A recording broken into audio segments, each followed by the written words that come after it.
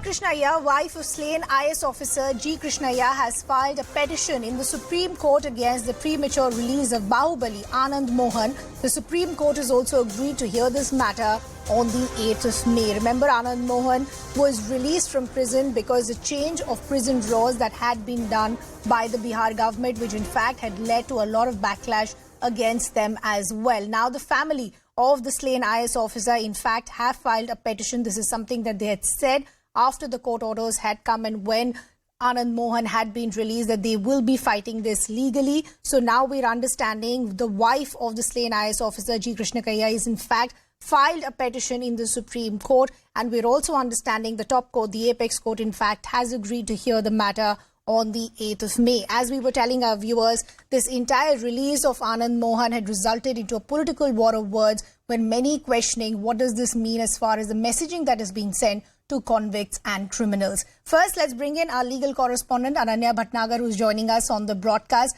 Ananya, this was unexpected lines because the family had said this, that they will be fighting this legally. Talk to us about what is mentioned in the petition and when is the court agreed to hear it? Well, the court would be considering this matter on May 8 and has clearly stated that, the petition clearly goes on to say, and this is a petition filed by the wife of slain IAS officer G Krishnaiah. Remember, he was killed in 1994 by Mr. Mohan and his associates, and he was also convicted for the same and was sentenced to life imprisonment in that particular case. And later on now, he was released. A premature release was ordered with regards to a Bihar remission policy, and he was granted a premature release. But at the same point of time, Uma Krishnaiah, who's the wife of this slain officer, has now knocked the doors of the topmost court of the country, challenging that particular release order. And in fact, in a petition has said that, this amended policy does, in fact, has made Mohan to actually come out of the jail, but that is not the same. He had brutally killed, in fact, her husband, and that's the reason why, in fact, he should be sent back to jail. He is not somebody who deserves to be remitted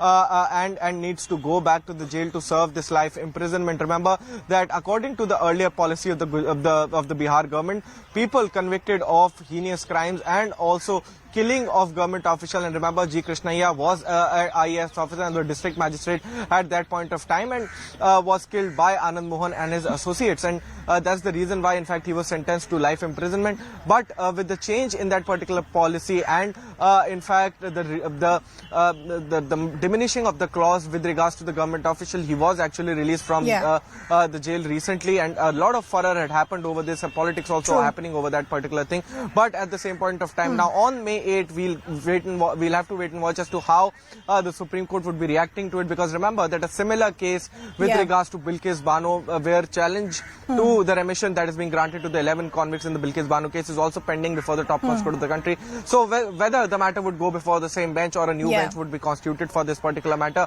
and how would the Supreme Court be reacting into this particular issue is something that is a matter of time, and we'll get to know on May 8th. That's exactly what I wanted to understand, Ananya. We don't remember of the Bilkis Bano case also having a similar sequence of events as well. So I want to understand, legally speaking, have we seen a precedent in cases like this where you've seen some sort of relief being granted to family members when they filed a petition like this?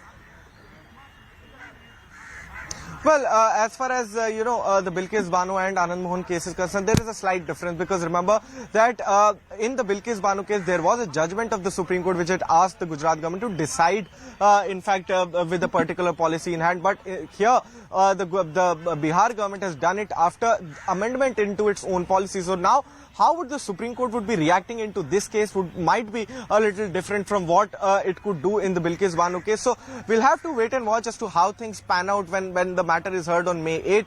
But definitely this is a crucial matter when it comes to the release of somebody as a Bahubali, as he's termed as a Bahubali Neta of Bihar, and had a big criminal history with regards to him, and also being convicted for life in a particular case of killing of not only an ordinary man but a district magistrate of that particular district at that point of time. So definitely the Supreme Court might take a serious view of this issue, and since it has already agreed to hear the matter on May 8 after urgent mentioning, we might see that some kind of a relief is granted to Uma Krishnaiah, who is the wife of the slain officer. Okay, Ananya, we'll just request you to stay on with us. We need